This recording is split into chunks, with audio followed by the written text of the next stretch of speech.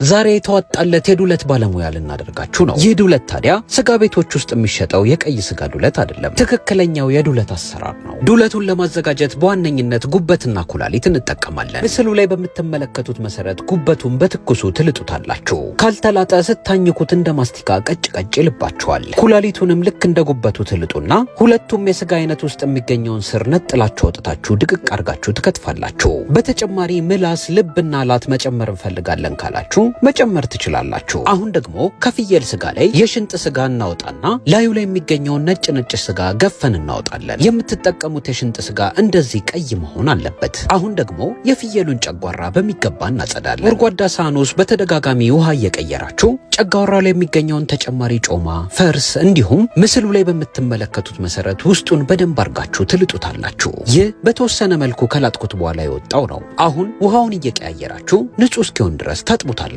አለቅ ያላችሁ ነገር ካለ በቢላ እየፈቃችሁ ማስለቀቅ ትችላላችሁ። አሁን ጨጓራውን በደንብ ትጨምቁና ላዩ ላይ የሚገኘውን እርጥበት የምትችሉትን ያህል ታነሳላችሁ። ተፊያ ላይ ተዘረጉና በትንንሹ ሰንጥቃችሁት ጠቅልላችሁ ለመፍጫ እንዲመች አርጋችሁ ትከትፉታላችሁ። ከከተፋችሁ በኋላ ጨጓራውንና የሽንጥ ስጋውን ስጋ ቤት ሄዳችሁ ታስፈጫላችሁ።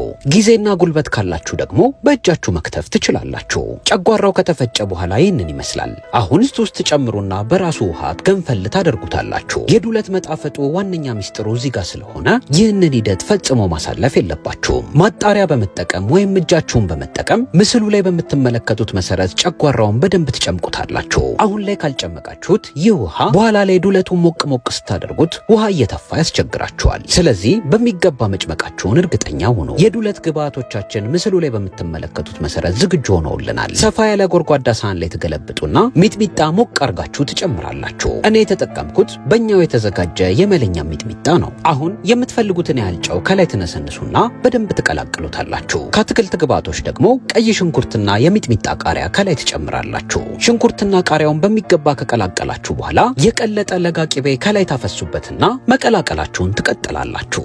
አሁን ጥሬ ዱለታችን ዝግጁ ሆኗል። ከፈለጋችሁ ጥሬውን፣ ካልሆነ ለብ ለብ አርጋችሁ ማቅረብ ትችላላችሁ። ትክክለኛና ጣፋጩ ዱለት እንዲህ ነው የሚዘጋጀው። የበለጠ ሰፊ ገለጻ የተሰጠበትን ቪዲዮ ተመልከቱ። ለመጪው አዲስ ዓመት እንድናሳያችሁ የምትፈልጉት የምግብ አይነት ካለ አስተያየት መጻፊያው ላይ ጻፉልን። እናመሰግናለን።